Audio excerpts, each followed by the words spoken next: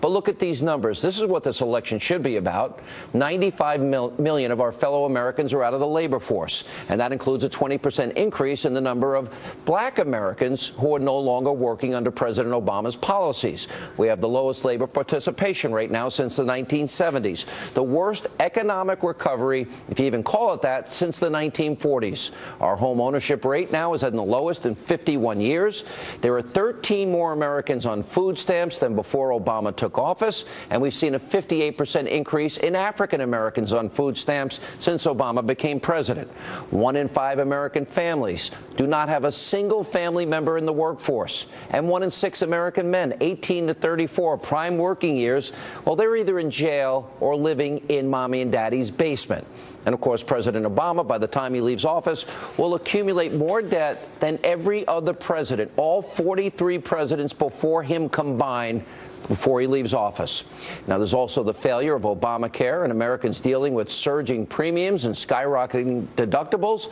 Get this. I mean, the average increase for a family is $4,100. That's a lot of money. Oh, and I forgot to mention 8 million more Americans in poverty since Obama became president. Also, U.S. foreign policy. That's been a disaster under Obama and Clinton. This is what the election should be about. ISIS expanding, Iraq and Syria are disasters. Their policies. Iran is stronger than ever. Of course, they gave them the money, $50 billion. The Russian reset, a complete and utter failure and disaster. So what's worse?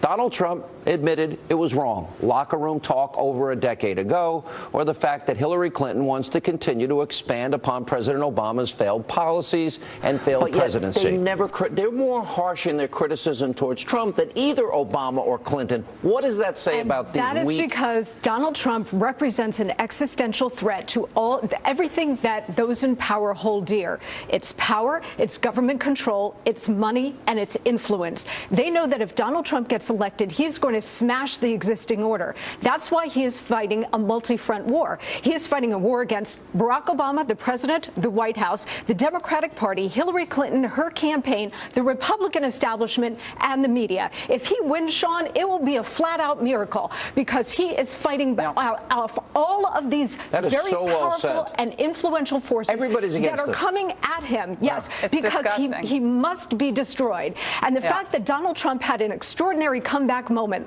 last night should be the story. And instead, once again, they're ripping him apart. Because if they let him go forward, if the American people put him into office, they know that it's game over for them. You know, and Laura, to follow up on Monica's point, really well said. And there was a Drudge headline, Trump against the world, before the debate last night, which I think is pretty accurate. I've got to believe that the American people that are so fed up that they made this an insurgency year. We didn't make that happen. They made it happen, and the people that are most responsible are the people in Washington, that they failed on every level to serve the people of this country. Think about this, Sean and Monica. Over the last couple of years, all we've heard from Capitol Hill, the Republicans on Capitol Hill, is that they can't really stop Obama's agenda because they don't have the White House. They've been saying this for the last 2 years. Every time we say, block the executive amnesty, oh, well, we don't have the White House. Do something about Planned Parenthood funding. Well, we need the White House. We need veto power. And then they finally have someone who has a chance, and albeit it's not a huge chance right now, but it's a chance to stop the Clinton corruption and stop this executive overreach. They finally have someone who can do it. And what do? After what was a masterful debate performance, they make the story the next day about how there's Republican disunity. Paul Ryan makes, the day after that strong debate, a story about himself on a moral high horse looking down on the plane of all the plebes. And I find that to be so disappointing and maddening for the people of this country, for our Supreme Court that is on the line. And I don't know how Paul Ryan thinks his Better Way agenda is going to get through a Hillary Clinton administration. That's ludicrous. It's absolutely ludicrous. I totally agree. Monica? Yeah, you know, when you look at the Trump phenomenon, it's actually the latest iteration of the Tea Party movement, which is the grassroots groundswell of regular, everyday working Americans who wanted to believe in the Republican Party, and yet time and again the GOP have let them down. They sent droves of Republicans to Washington in wave elections, 2010, right, 2014, and even before that. there would not have been the need for a Tea Party movement. There would not have been a Donald Trump candidacy if the Republican Party had stayed true to its core objectives and core principles of limited I'll tell you government, this. fiscal responsibility. I think that and old holding the other Republican side order is accountable. dead. That's It's not over. coming back. It is over. And Paul Ryan won't be Speaker very long. I can predict that, And too. look, the GOP establishment doesn't get it, or they don't want to get it, Right. and they are now going to go extinct because this movement is not going away. Good to see you all. Thank you. And a quick programming note. The third and final presidential debate will take place next Tuesday in Las Vegas, and Fox's own Chris Wallace will be moderating. You don't want to miss it.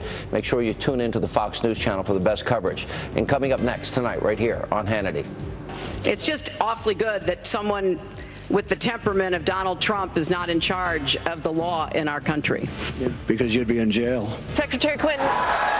Wow, the line that everybody was talking about from last night's debate coming up next. Jay Sekulow, Doug Schoen, Charlie Hurt, they'll join us, and so much more, including our interviews with Juanita Broaddrick, Kathleen Willey, and Kathy Shelton. Straight ahead.